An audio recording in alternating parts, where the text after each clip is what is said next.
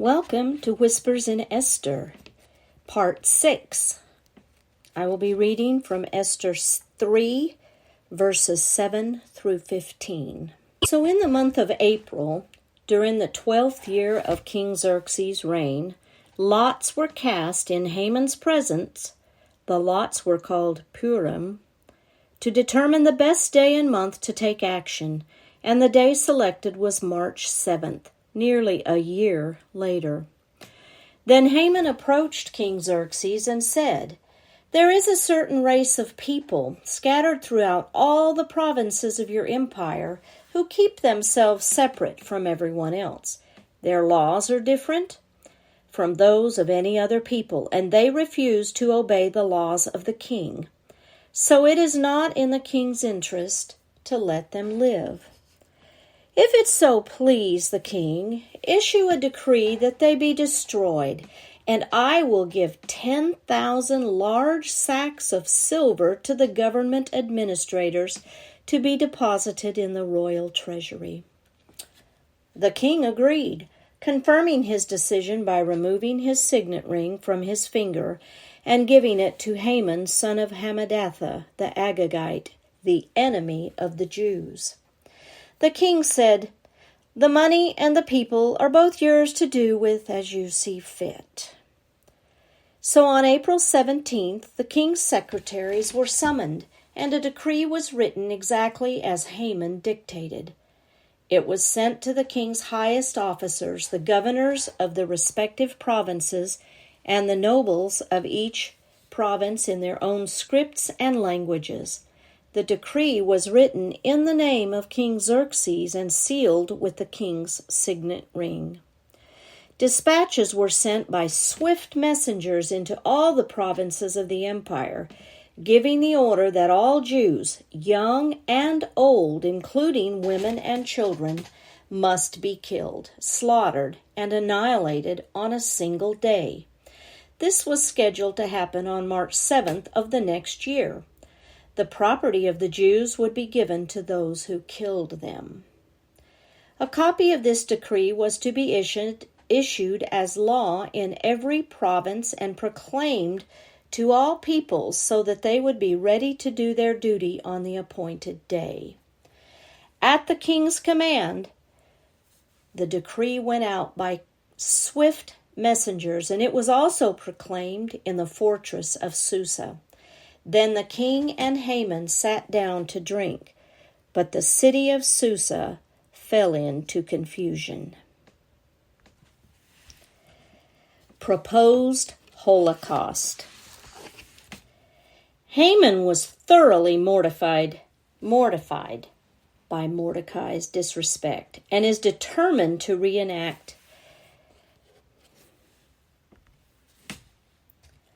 Haman was thoroughly mortified by Mordecai's disrespect and is determined to enact retribution.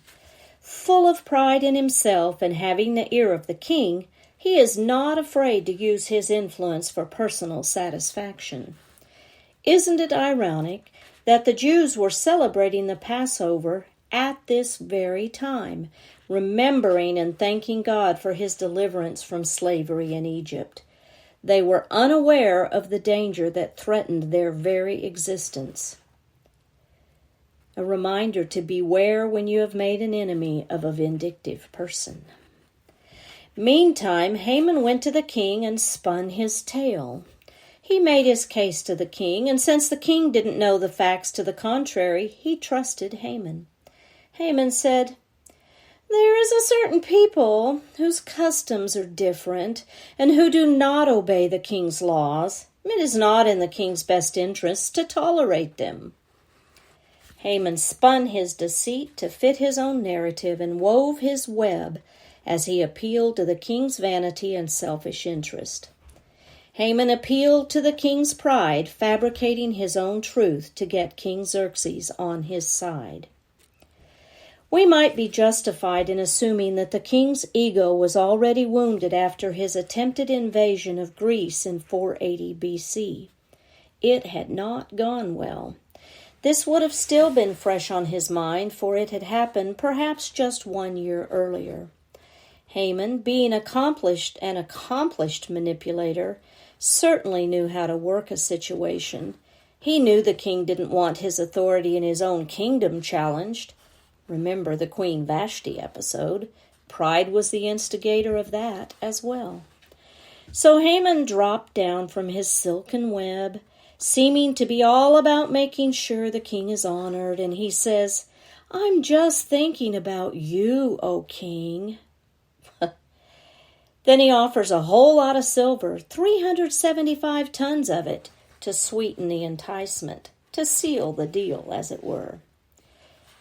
I want to know where in the world Haman would get that kind of money. I read that it was possible that he was anticipating the booty he expected to come from plundering the Jews after their deaths. But the king said, "Keep your money," for he surely didn't need it, "and do with the people as you please." So the die was cast, and an exact day was chosen when the destruction of all Jews in the provinces would commence. Amazing that there was so little concern over a whole people group, isn't it? The plan was working just as Haman had hoped. He now had official approval with the weight of the king to carry out his diabolical massacre of these his personal enemies, the Jews. What hope did they have? They didn't have anyone to fight their cause. Or did they? Haman quickly called the royal secretaries and dictated his orders. They were to be sent to every official and be distributed in each of the 127 provinces of the king. It was translated into every language to make sure everyone understood. We read, quote, "Dispatches were sent by couriers to all the king's provinces with the order to destroy, kill, and annihilate all the Jews, young and old, women and little children, and to plunder their goods." Isn't the devil's hand all over this, huh? He had tried this before, but to no avail. The edict was issued as a law and made known to everyone, every nationality, so they would be ready for that day. This would not be able to be stopped because the king's seal was upon the decree. 11 months hence, legal mass murder would ensue. Then we read this stunning statement. The king and Haman sat down to drink. Just another day at work, I guess. But the city of Susa was bewildered. What an understatement. I'm sure that each Jewish family looked at one another, and fear caught in their throats as they tried to grasp the implications of it all. There was no hope to be had, for who could go above the head of the king and Persian law, which could not be changed? But God. Every one of us has had a time in our lives when we have felt completely overwhelmed by circumstances, where we didn't see how we would be able to survive the hurt or the pain or the guilt. It is crucial to the believer in Jesus to remember that God is never taken by surprise by the events in our lives. Even as he already had actors in place to thwart this latest plan of Satan, he is working for our best interest at every turn. We just don't see it until it's time. Trust.